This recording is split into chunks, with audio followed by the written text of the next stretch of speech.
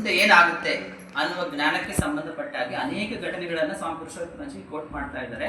ತಮ್ಮ ದರ್ಶನಕ್ಕಾಗಿ ಜಯರಾಮ್ ಭಟ್ಟಿಗೆ ಬಂದಿದ್ದಂಥ ಒಬ್ಬ ವೈಕುಂಠ ಎನ್ನುವಂಥ ಒಬ್ಬ ವ್ಯಕ್ತಿ ತನ್ನ ಊರಿಗೆ ಮರಳಕ್ಕೆ ಸಿದ್ಧನಾಗಿ ನಿಂತ್ಕೊಂಡಾಗ ಶ್ರೀಮಾತೆ ಹೇಳ್ತಾರೆ, ನೋಡು, ನೀನೀಗ ಬೇಲೂರು ಮಠಕ್ಕೋ ಇನ್ನೆಲ್ಲಿಗೋ ಹೋಗದೆ ಸೀದಾ ಮನೆಗೆ ಹೋಗಿಬಿಡು. ಮನೆಗೆ ಹೋಗಿ ತಂದೆ ತಾಯಿಯಂದರ ಸೇವೆ ಮಾಡು. ನಿನ್ನ ತಂದೆಗೆ ಈಗ ನಿನ್ನ ಸೇವೆ ಬೇಕಾಗಿ ಎಂದು ನಿರ್ದೇಶನವನ್ನು ಮಾಡ್ತಾರೆ. ಅಂದರೆ ಶ್ರೀಮಾತೆಗೆ ಆ ವೈಕುಂಠನ ತಂದೆ ತಾಯಿಗಳ ಪರಿಸ್ಥಿತಿ ಮುಂದೆ ಭವಿಷ್ಯದ ಪರಿಸ್ಥಿತಿ ಅವ್ರಿಗೆ ಗೊತ್ತಾಗುತ್ತೆ. ಹಾಗಾಗಿ ವೈಕುಂಠ ಎನ್ನುವ ಭಕ್ತರಿಗೆ ಶ್ರೀಮಾತೆ ಹೇಳ್ತಾರೆ, ನೀನು ಸೀದಾ ಎಲ್ಲಿ ಹೋಗ್ಬೇಕು, ನಿನ್ನ ಮನೆಗೆ ಹೋಗಿ ನಿನ್ನ ತಂದೆ ತಾಯಿಗಳ ಸೇವೆಯನ್ನ ಮಾಡು. ನೀನು ಬೇಲೂರು ಮಠಕ್ಕೋ ಅಥವಾ ಇನ್ನೆಲ್ಲಿಗೂ ಹೋಗ್ಬೇಡ ಅಂತ ಹೇಳ್ತಾ ಇದ್ದಾರೆ. ಮಗನಾದವನು ತಂದೆ ತಾಯಿಯರ ಸೇವೆ ಮಾಡಬೇಕಂತ ಕರ್ತವ್ಯ ಎನ್ನುವುದೇನೋ ನಿಜವೇ. ಆದರೆ ಕೇವಲ ಆ ದೃಷ್ಟಿಯಿಂದ ಮಾತ್ರವೇ ಆದರೆ ಶ್ರೀಮಾತೆಯವರು ಆತನಿಗೆ ಸೀದಾ ಮನೆಗೆ ಹೋಗು, ಬೇಲೂರು ಮಠಕ್ಕೆ ಹೋಗಬೇಡ ಎಂದು ಹೇಳಬೇಕಾಗಿರಲಿಲ್ಲ.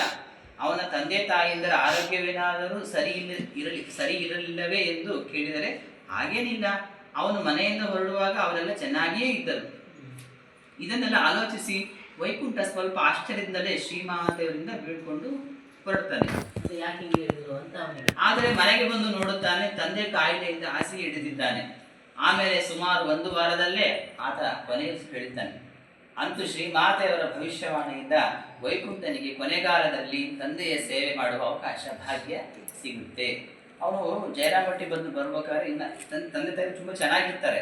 ಆದರೆ ಇವನು ಇಲ್ಲಿಂದ ಮುಗಿಸ್ಕೊಂಡು ಹೋಗುವಾಗ ಶ್ರೀಮಾತೆ ಎಲ್ಲಿ ಕಳಿಸ್ತಾರೆ, ನೀನು ಎಲ್ಗೂ ಹೋಗ್ಬೇಡ, ಬೇಲೂರು ಮಠಕ್ಕೆ ಹೋಗ್ಬೇಡ, ಎಲ್ಗೂ ಹೋಗ್ಬೇಡ, ನೀನು ಡೈರೆಕ್ಟು ನೇರವಾಗಿ ಮನೆಗೆ ಹೋಗು ಅಂತ ಹೇಳ್ತಾರೆ. ಅಲ್ಲಿ ಬಂದು ನೋಡಿ ಶ್ರೀಮಾತೆ ಅವರು ಹೇಳಿದ ಹಾಗೆ ತಂದೆಗೆ ಆರೋಗ್ಯ ಸರಿ ಇರಲ್ಲ. ಅವ್ರು ಬಂದು 1 ವಾರಕ್ಕೆ ಅವನು 1 ವಾರ ಸೇವೆ ಮಾಡ್ತಾನೆ, 1 ವಾರಕ್ಕೆ ತಂದೆ ತಿಳ್ಕೊಂತಾನೆ.